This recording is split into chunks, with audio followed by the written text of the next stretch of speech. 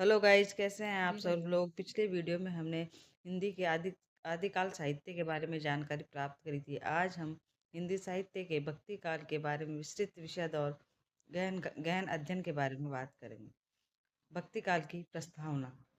हिंदी साहित्य के इतिहास में भक्ति काल को स्वर्ण युग कहा जाता है।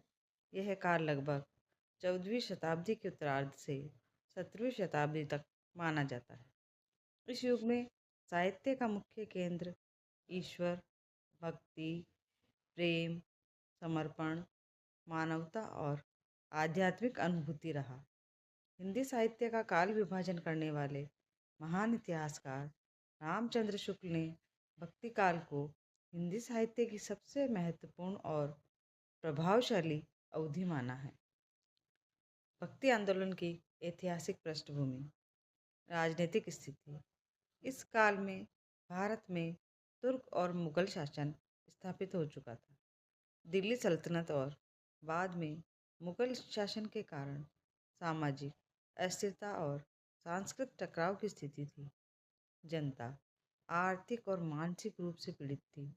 ऐसे समय में भक्ति आंदोलन ने आशा, सहारा और आध्यात्मिक संतुलन प्रदान किया। सामाजिक परिस्थिति।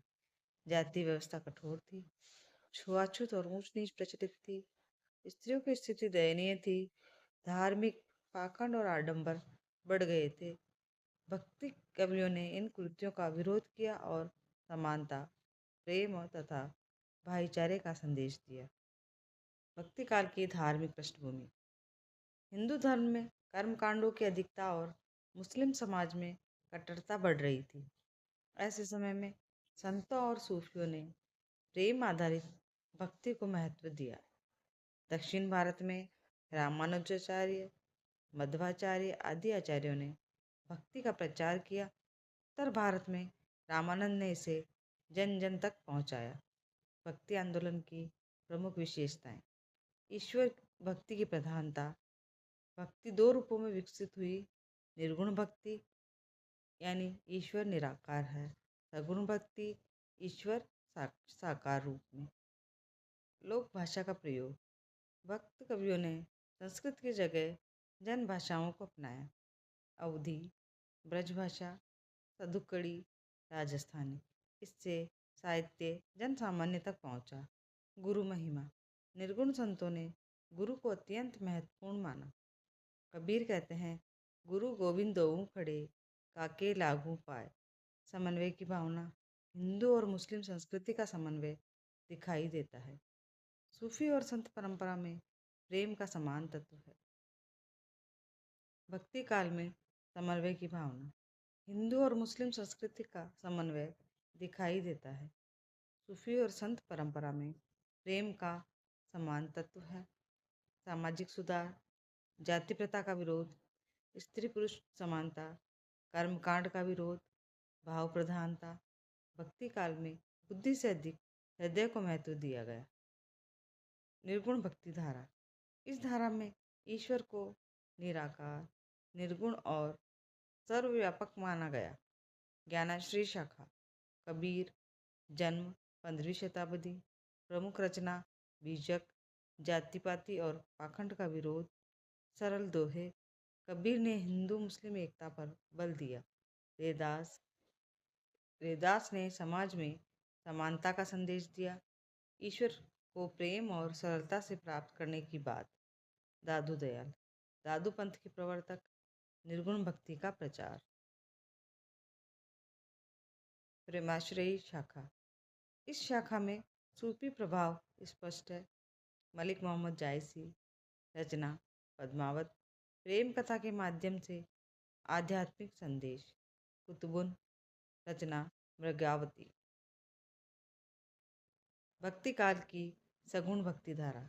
इसमें ईश्वर को साकार रूप में पूजा गया। राम भक्ति शाखा। तुलसीदास, जन्म 1532 ईस्वी। प्रमुख रचना रामचरितमानस। अन्य रचनाएं विनय पत्रिका, कवितावली, गीतावली। तुलसीदास ने राम को आदर्श पुरुष और मर्यादा पुरुषोत्तम के रूप में प्रस्तुत किया। कृष्ण भक्ति शाखा। सूरदास। सूरदास प्रमुख रचना सूरसागर, बाल कृष्ण की लीलाओं का अद्भुत चित्रण। मीराबाई कृष्ण के प्रति अनन्य प्रेम, विरह और समर्पण की भावना। नंददास अष्टछाप के कवि, कृष्ण भक्ति काव्य। अष्टछाप और वल्लभ संप्रदाय।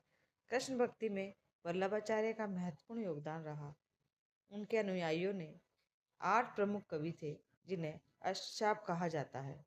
इनमें सूरदास प्रमुख थे। भक्ति काल का साहित्यिक और सामाजिक महत्व। हिंदी भाषा का विकास, जन भाषा को प्रतिष्ठा मिली। सामाजिक क्रांति, जाति पाति के विरोध से सामाजिक चेतना जागृत हुई। सांस्कृतिक समन्वय, हिंदू मुस्लिम एकता को बल मिला। आध्यात्मिक लोकतंत्र, ईश्वर तक पहुंचने का अधिकार सभी को मिला।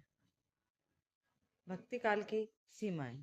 कुछ स्थानों पर अति भावुकता, समाज सुधार सीमित स्तर तक, स्त्री दृष्टिकोण अपेक्षाकृत कम। निष्कर्ष। भक्ति काल हिंदी साहित्य का अत्यंत उज्जवल अध्याय है। इस काल ने न केवल साहित्य को नई दिशा दी बल्कि समाज में नैतिकता, समानता और प्रेम का संदेश भी फैलाया। कबीर की निर्गुण साधना, तुलसीदास की मर्यादा प्रधान राम भक्ति, सूरदास की वात्सल्य रसपूर्ण कृष्ण भक्ति और मीरा की अनन्य प्रेममयी भक्ति आज भी जनमानस को प्रेरित करती है। तो दोस्तों, आपको जानकारी कैसी लगी? चैनल को लाइक और सब्सक्राइब करना ना भूलें।